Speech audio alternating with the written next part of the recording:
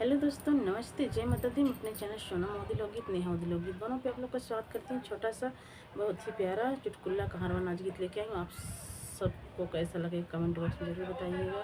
तो चलिए मैं सुनाती हूँ, आप लोग सुनिए। दिन में कांगना गढ़ाए रतिया चोरी होई गना।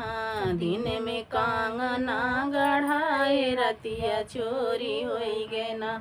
रतिया चोरी होई गना, रतिया चोरी होई गना। दिन में कांगना गढ़ाए रतिया चोरी होई गना। दिन में कांगना गढ़ रतिया चोरी होई गना। सासू जी से पूछे, ससुर जी से पूछे, सासू जी से पूछे, ससुर जी से पूछे, मोरे बलमुआ नीर मोहिया जुआ में हारी गईले ना। मोरे बलमुआ नीर मोहिया जुआ में हारी गईले ना। दिन में कांगना गढ़ाए रतिया चोरी होई गईना। दिन में कांगना गढ़ाए रतिया चोरी होई गईना। रतिया चोरी होई गईना, रतिया चोरी होई गईना। रतिया चोरी होई गईना, रतिया चोरी होई गना। दिन में कांगना गढ़ाए रतिया चोरी होई गना। जेठ जी से पूछो, जेठानी जी से पूछो, जेठ जी से पूछो, जेठानी जी से पूछो, मोरे बलमुआ नीर मोहिया, मोरे बलमुआ नीर मोहिया जुआ में हारी गईले ना। मोरे बलमुआ नीर मोहिया जुआ में हारी गईले ना।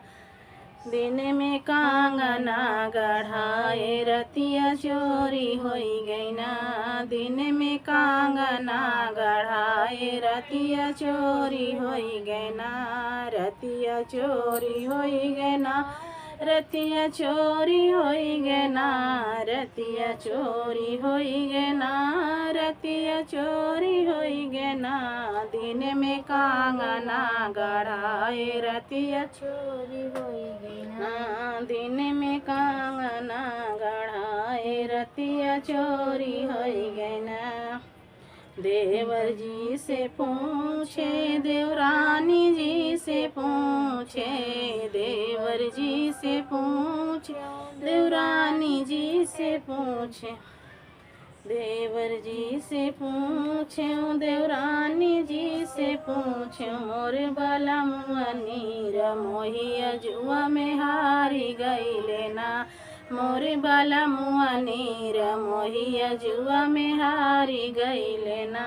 दिन में कांगना गढ़ाए रतिया चोरी होई गना। दिन में कांगना गढ़ाए रतिया चोरी होई गना। दिन में कांगना गढ़ाए रतिया चोरी होई गना।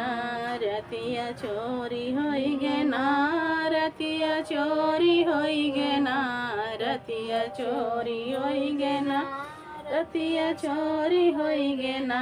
मोरे बलमुआ नीर मोहिया जुआ में हारी गईले ना। मोरे बलमुआ नीर मोहिया जुआ में हारी गईले ना।